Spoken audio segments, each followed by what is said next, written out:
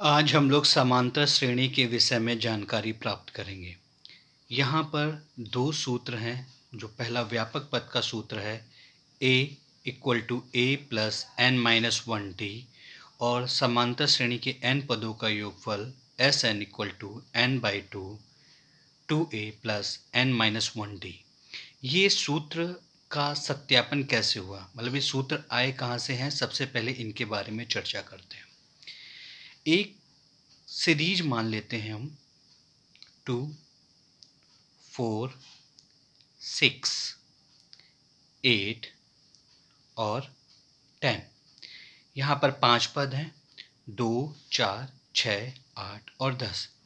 अगर हम इन प्रत्येक पदों के बीच का अंतर देखें, 2 और 4 के बीच का अंतर 2, 4 और 6 के बीच का अंतर 2, 6 और 8 के बीच का अंतर 2, 8 और 10 के बीच का अंतर 2। यानी कि वह श्रेणी जिसके सभी दो क्रमागत पदों का अंतर 2 मतलब समान होता है उसे समांतर श्रेणी कहते हैं।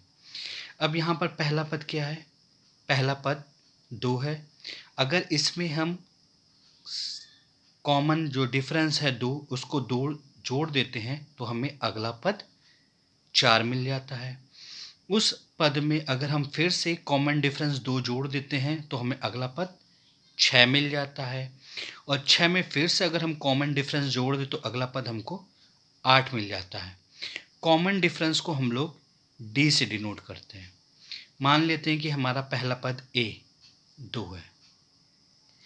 ए में डी प्लस करने पर हमको अगला पद मिल जाएगा। अब इस अगले पद में फिर से सार्वआंतर डी को जोड़ दें। ए प्लस डी में अगर डी जोड़ेंगे तो हमको ए प्लस 2d मिलेगा।